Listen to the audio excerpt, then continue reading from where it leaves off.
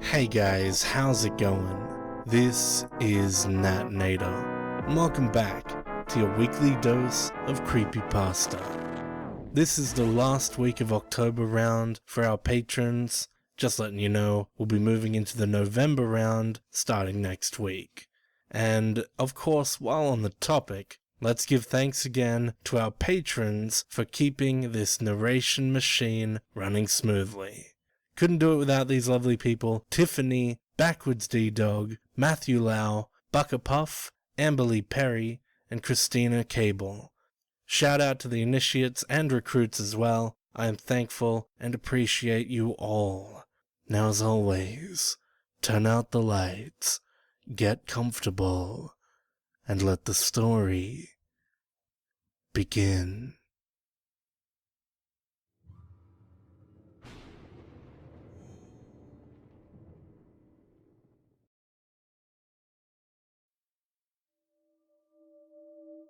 I am awake. I don't recall falling asleep, and am not real sure how I got into bed, but I am awake now. There is a very distant ringing in my ears, sort of like the aftermath of a concussive blast that makes you deaf. Only, this ringing seems far off inside my head. Must have had a rough night, I suppose. Although, honestly, I can't really recall the previous evening, or any evening for that matter. Yeah, it must have been one hell of a night.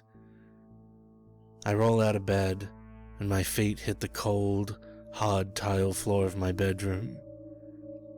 Rubbing my hands over my face, I try to shake the cobwebs of sleep, and whatever I may have drank last night, out of my head. Glancing out of the nearby window, I see a gloomy, overcast sky, and a light rain falling on the leafless forest of trees that surround my property. Is it fall? I honestly can't remember. Ugh, I swear, God, I will never drink that much again. I've made that same hollow promise 100 times before, I'm sure. Moving off of the bed, I walk down the hall and descend the staircase that leads to the main level of the house. The top 3 stairs creaking under my weight, as they always do.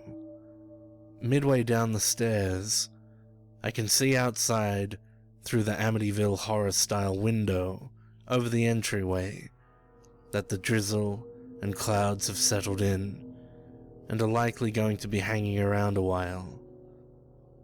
I'm not going to go to work today. Wait, I don't have work today, right? It's the weekend, isn't it? I shake my head vigorously and make that same hollow promise to God again. This day is going to be far worse than my night must have been. The kitchen has a digital clock, so I stumble in to check the day and time, just to be sure I don't need to call in sick. Clock says 9 a.m. I'm late if it's a weekday. And it's Sunday. Excellent. Time to crash on the couch and do nothing. My God, I am tired. That couch is calling my name right now. I leave the kitchen and move through the archway into the living room, noticing that the hardwoods are just as cold as the tiled floors upstairs.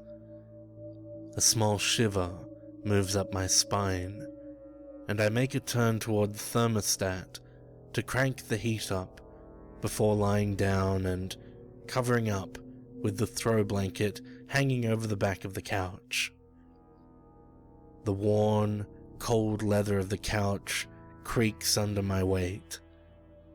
I hear the familiar click of the thermostat as the heat kicks on and pull the blanket in tighter, close to my eyes, and try to fall asleep. Maybe this hangover, worst one I ever had, and I still can't remember the party. Hell yeah.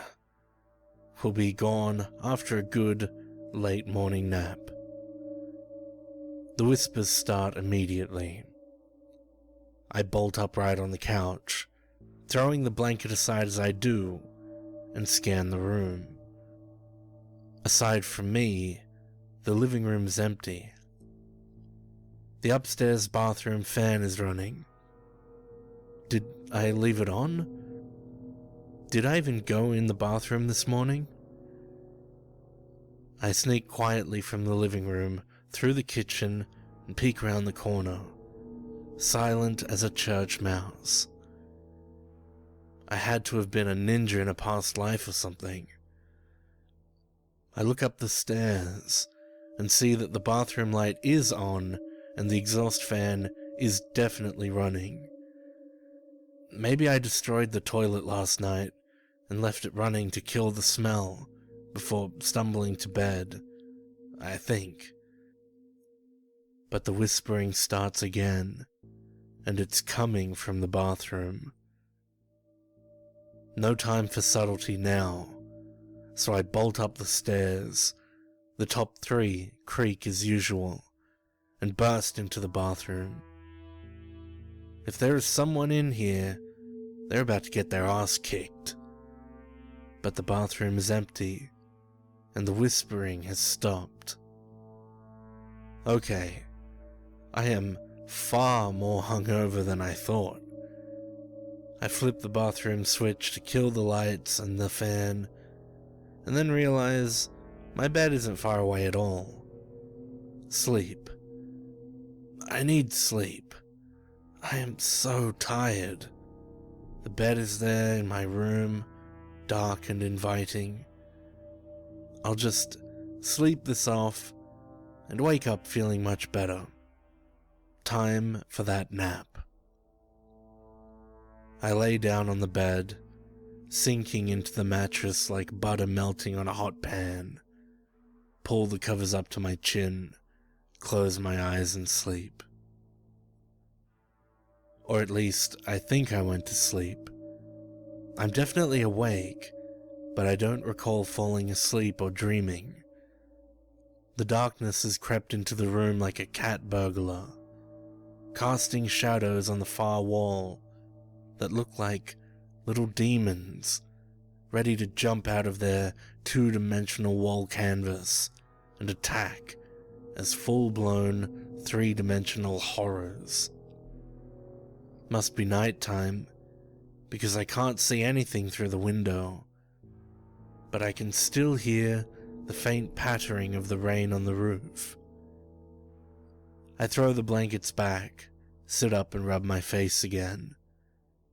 Still tired and groggy, and hungover. I leave the demons behind me on the bedroom wall, and head to the bathroom. The light is still off, so I flip it on.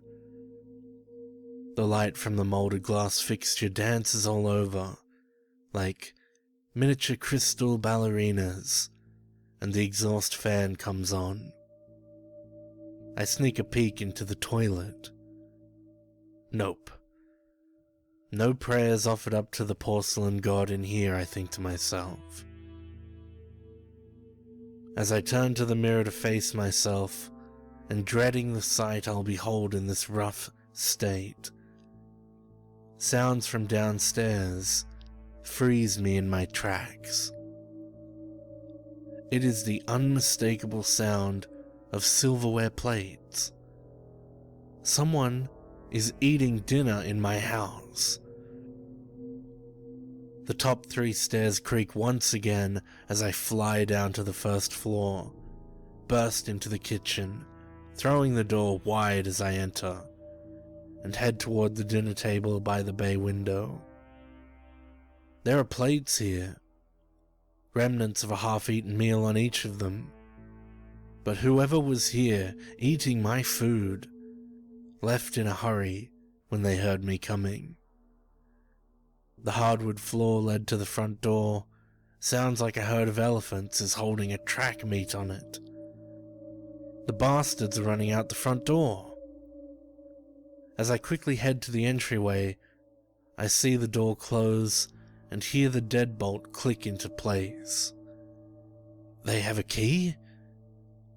They must have, because they just locked the door from the outside. I peer through the stained glass window slits that are on either side of the front door, but I cannot see anyone in the blackness of this rain-soaked night. Enjoy the weather, you pieces of shit. The idea that someone was in my house, eating my food, and has a key, disturbs me. There was clearly more than one, and while my past life ninja skills might help me fight them if they return, I don't want to pin my survivability on hopes on reincarnation theory. Besides, I'm just so tired. Let the cops do their job. I grab the phone off of the wall and dial 911.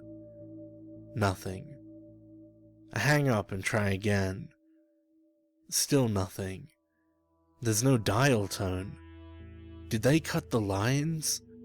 Bastards! Now I am pissed. They were in my house, eating my food. Now they've cut the phone lines. Well, they don't have a car because I would have heard it fire up and drive off. Their asses are mine. As I storm out of the kitchen toward the front door, I leave a trail of dinner plates, silverware, half-eaten food, and anything else on the counters strewn on the floor. That dull ringing in my ears has intensified a bit. I'm tired and groggy, but I don't care. I am pissed. I open the front door so fast, I don't even feel the brass handle in my palm. It slams shut behind me. Taking long, determined strides into my fog-covered front yard. Seems the rain has let up. I start scanning for assholes and elbows, because I'm sure those fuckers are running away. I spend the next hour searching the yard along the tree line, but don't find any sign of people. Whoever they were, they're long gone now, and damn it, I'm still as tired as hell. I don't have time for this. As I head back to the house, I notice that the lights in the entryway are on. They cast a glowing image of that Amityville window above the doorway onto the stone slab porch and front yard, and the front door is open. I don't remember closing it, but I know I heard it slam shut behind me. I break into a full run and charge into the house, stirring up a vortex of wet, dead leaves in my wake. I notice that the ringing in my ears has increased in intensity, and I can hear the din of whispers over the tone in my head. As I storm onto the cold, slick floor of the entryway, I see 3 people. The first is clearly a priest of some sort. He's holding up a rosary with one hand, and has a small, opened Bible in the other. The second person is a short, sad-looking woman, with a floor-length coat pulled tight around her, its fur-lined trim and collar cinched closed with little wooden pegs. The third person is my daughter. I almost forgot I have a daughter. How could I forget her? She's beautiful, standing there in front of me. I have a tremendous sense of loss, and realize I miss her so much, but cannot figure out why. Didn't I just see her the other day? Well, didn't I? Images of a beach, the warm, salty air on a windy day flash through my mind. My little girl is there, and we're flying a kite. I can hear the waves crashing onto the sugar sand shore, and my daughter laughing as we run through the surf, flying a kite. It was a great day, and she was so young, beautiful, and full of life. She's crying now, mouth covered by her hands, as she scans the area of the entryway we're all standing in. She looks at me quickly, then her gaze moves on, searching. But for what? The sad little woman with the fur-trimmed coat, however, looks right at me. She has a grim look on her face as she pats the priest on the shoulder and shakes her head. The priest stops waving that stupid rosary around, goes silent, and then moves to hold my daughter as if to console her. "He is here," says the short woman.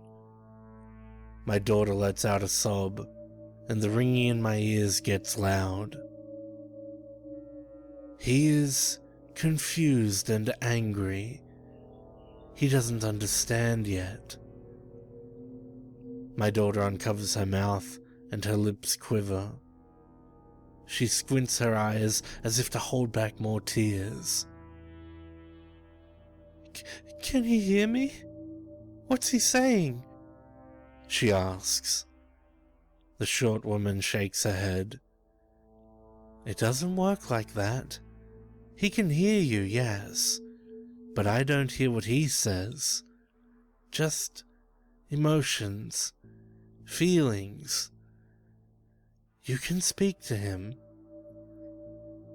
My little girl, little no longer, as I realize she is a full-grown woman now, wipes tears away from her eyes, sniffles, and offers a smile. I sort of laugh because she must think she is looking at me, but instead she's looking just off to my left. But why shouldn't she be able to look right at me? I'm standing right in front of her. "Dad, you can go now. We're going to be okay. Mom and I love you and miss you so much. But you have to go. You'll be better off." My daughter laughs a little and smiles that smile I always loved to see. "Don't worry. I won't let Mum sell the house. I know you love it."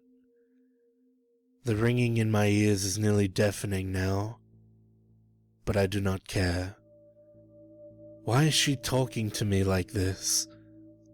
Why does she want me to leave? And why is she not the 10-year-old girl from my memory? I realize I'm screaming these questions at her. The ringing has become full-blown pain in my head, but I don't care.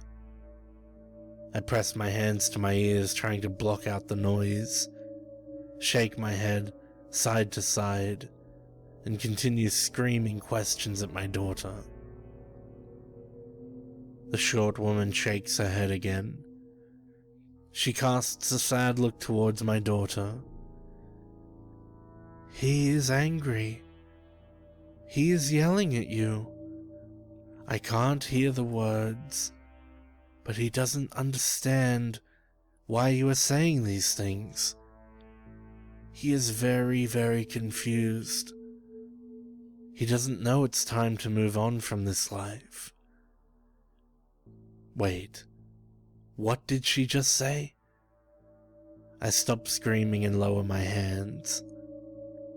The ringing in my ears is subsiding, and instead begins a slow descent into a single, harmonious tune.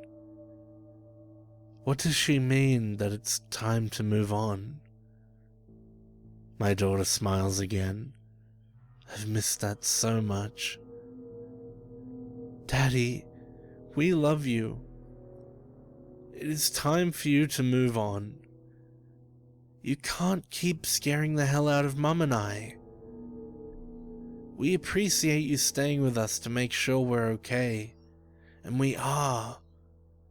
But you need to go. Behind my daughter, the kitchen doorway suddenly flares to life with the brightest light I've ever seen. Pure, clean, and inviting.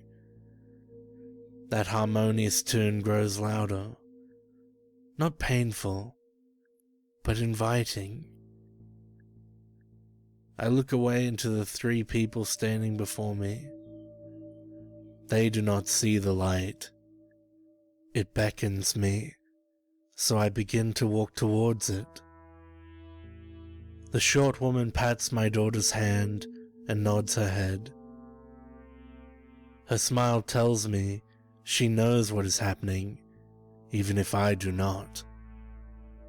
I move closer to the light, its beams of white falling over me, like loving arms pulling me into their embrace. The tunnel entrance is so close now, but I stop and turn to look at my daughter one last time. I mouth the words, "I love you," knowing that no sound will come from my lips. The short woman whispers to my daughter. She sobs briefly, then says, "I love you too, Daddy." I step into the tunnel and let the light take me. The tunnel isn't very long, and the light near the end begins to shift. I can smell warm, salty air, and I hear the crash of waves on a sugar sand shore. My little girl giggles.